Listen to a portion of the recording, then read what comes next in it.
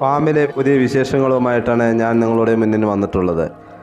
ഇന്ന് gift tilapia കുഞ്ഞുങ്ങളും കുറച്ച് വരാൽ കുഞ്ഞുങ്ങളും കൊണ്ടുവന്നിട്ടുണ്ട്. അപ്പോൾ അതിൻ്റെ വിശേഷം നിങ്ങളുമായി പങ്കുവയ്ക്കാമെന്ന് വിചാരിച്ചു. ഹാച്ചറിയിൽ നിന്ന് കൊണ്ടുവന്ന മീൻ കുഞ്ഞുങ്ങൾ പോണ്ടിൽ നിക്ഷേപിച്ചതാണ് നിങ്ങൾ കണ്ടിട്ടുള്ളത്. അതിന് മുന്നേ തന്നെ ക്വാറൻറ്റൈൻ ചെയ്തിരുന്നു. മീൻ കുഞ്ഞുങ്ങൾ കൊണ്ടുവന്ന കൂടെല്ലാം വൃത്തിയാക്കി കഴുകി ആക്രി ഫ്ലേവിനും പൊട്ടാസ്യം പെർമാനേറ്റും ഇട്ട് വാഷ് ചെയ്ത ശേഷം മാത്രമാണ് നമ്മൾ പോണ്ടിൽ നിക്ഷേപിച്ചിട്ടുള്ളത്. എല്ലാ വെച്ചാൽ അതിൽ ഫംഗൽ ഇൻഫെക്ഷൻ എന്തെങ്കിലും ഉണ്ടെച്ചാൽ എല്ലാ മീനിനും അത് സ്പ്രെഡ് ആവാനുള്ള സാധ്യത കൂടുതലാണ്.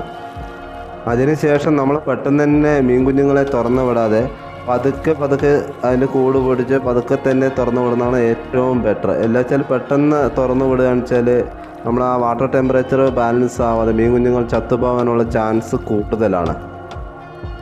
അരമണിക്കൂറെങ്കിലും കഴിഞ്ഞ് വേണം നമ്മൾ കൂട് തുറന്നു വിടാനായിട്ട്. എല്ലാ വെച്ചാൽ പെട്ടെന്ന് തന്നെ മീനിന് ബുദ്ധിമുട്ടുണ്ടാവാനും സ്ട്രെസ് അനുഭവപ്പെടാനും ചാൻസ് കൂടുതലാണ്. ഇത് നമ്മൾ തിലോപ്പിയ കുഞ്ഞുങ്ങളുടെ കൂടെ തന്നെ കുറച്ച് വരാൽ കുഞ്ഞുങ്ങളും കൊണ്ടുവന്നിട്ടുണ്ടായിരുന്നു. തിലോപ്പിയ കുഞ്ഞുങ്ങളെ നിക്ഷേപിക്കാനായിട്ട് ഫ്ലോക്ക് ആഡ് ചെയ്ത വെള്ളം നമ്മൾ ഫ്ലോക്ക് ഡെൻസിറ്റി ചെക്ക് ചെയ്തുകൊണ്ടിരിക്കുകയാണ്. ഇൻഫോഫ്കോൺ വഴിയാണ് നമ്മളത് ചെക്ക് ചെയ്തുകൊണ്ടിരിക്കുന്നത്. ഫ്ലോക്ക് കൂടിക്കഴിഞ്ഞാൽ മീൻ തിലോപ്പിയുടെ ഗിൽസിലെല്ലാം ഈ ഫ്ലോക്ക് കയറി മീൻ ചത്തുപോകാനുള്ള ചാൻസ് കൂടുതലാണ്. അതുകൊണ്ടാണ് നമ്മൾ ഫ്ലോക്ക് ചെക്ക് ചെയ്ത ശേഷം മാത്രമേ എത്ര പെർസെൻറ്റേജ് ഫ്ലോക്ക് ഉണ്ടെന്ന് ചെക്ക് ചെയ്ത ശേഷം മാത്രമേ മീൻ കുഞ്ഞുങ്ങളെ തുറന്ന് വിടാവൂ.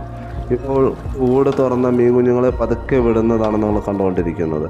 പതുക്കെ അത് പോകുന്നതല്ലാതെ പെട്ടെന്ന് തന്നെ ചരിച്ച് നമ്മൾ ആ വെള്ളത്തിലോട്ട് വിടരുത്. വിട്ട് കഴിഞ്ഞാൽ ചത്തുപോകാനുള്ള ചാൻസ് കൂടുതലാണ്.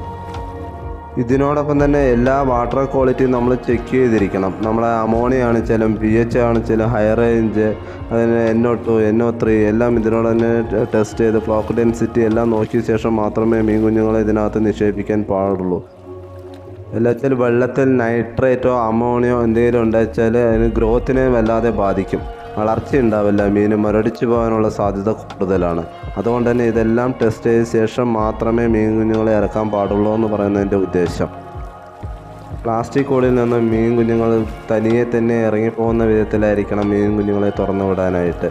പെട്ടെന്ന് തന്നെ നമ്മൾ അതിനകത്ത് തുറന്നു വിട്ട് കഴിഞ്ഞാൽ ബുദ്ധിമുട്ടുണ്ടാവുന്നതായിരിക്കും. ഇതാണ് നമ്മൾ കൊണ്ടുവന്ന ഗിഫ്റ്റ് തിലോപ്പിയ കുഞ്ഞുങ്ങൾ. അടുത്ത വീഡിയോയിൽ നമ്മുടെ ഫാമിലെ വിശേഷങ്ങളും മീൻ കുഞ്ഞുങ്ങളുടെ അപ്ഡേഷനും കാണാം. Okay, thank you.